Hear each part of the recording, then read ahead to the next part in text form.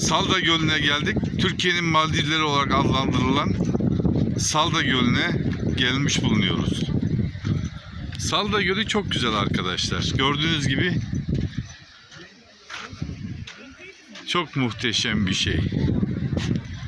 Evet, insanlar ayaklarını suya sokuyor Salda Gölü'nde. Evet arkadaşlar.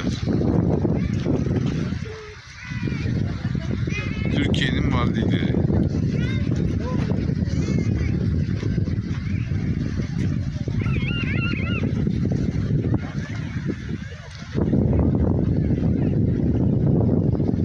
Evet, Salda Gölü Burdur'da arkadaşlar.